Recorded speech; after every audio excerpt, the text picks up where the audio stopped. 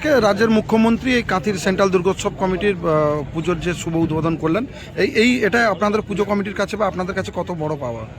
হ্যাঁ, আমাদের কাছে অত্যন্ত গর্বের বিষয় এবং আমাদের কাছে অত্যন্ত অহংকারের বিষয় যে আমাদের সেন্ট্রাল দুর্গোৎসব কমিটির চতুর্থ বর্ষের দুর্গোৎসব অর্থাৎ শারদ উৎসবের আনুষ্ঠানিক ভার্চুয়াল উদ্বোধন করলেন বাংলার মুখ্যমন্ত্রী আমাদের বাংলার মা মমতা বন্দ্যোপাধ্যায়।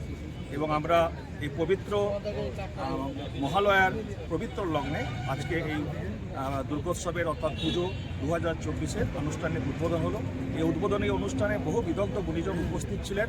আমাদের একদিকে যেমন জেনারেল প্রশাসন, এসডিও, আমাদের পুলিশ প্রশাসন, আইসি এবং আমাদের তথ্য সংস্কৃতি দপ্তর, আমাদের বিশিষ্ট সমাজসেবী পীযূষ পণ্ডা মহোদয় সহ বহু শিক্ষক, বহু বুদ্ধিজীবী, সর্বস্তরের মানুষ আজকের এই উদ্বোধনী অনুষ্ঠানে উপস্থিত ছিলেন। আমরা সবাইকে আমাদের সেন্ট্রাল দুর্গোৎসব কমিটির পক্ষ থেকে ধন্যবাদ জানাই এবং কৃতজ্ঞতা জানাই এরকম একটি উদ্বোধনী অনুষ্ঠানকে সর্বাঙ্গীন সুন্দর করে তোলার জন্য।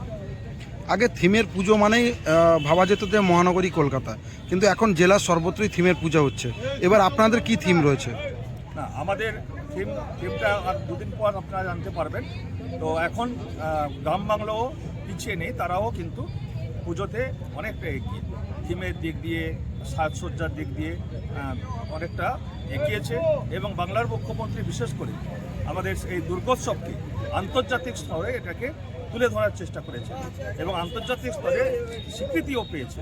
এবং এই উৎসব শুধু একটা নিছক একটা অনুষ্ঠান নয়। আজকে একদিকে যেমন পূজার্চনা অন্তর এবং আত্মার সাথে যেমন যুক্ত, তেমনি বাংলা এবং বাঙালির কাছে এটা একটা ভাবাবেগ।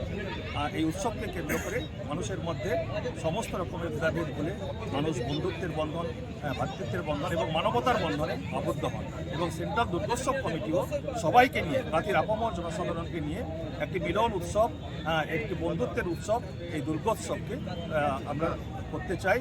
এবং আমরা পঞ্চমী থেকে দশমী পর্যন্ত প্রতিটা দিন আমরা কাঁথির আপামর জনসাধারণকে আপনাদের মাধ্যমে আহ্বান জানাবো যে আপনারা আসুন, পুজো উপভোগ করুন। সবাই কাঁথিতে শান্তিতে থাকুক, সম্প্রীতিতে থাকুক, সমৃদ্ধি হোক এবং সুখ সমৃদ্ধিতে সবাই ভরে উঠুন, এই কামনা আপনাদের মাধ্যমে করব।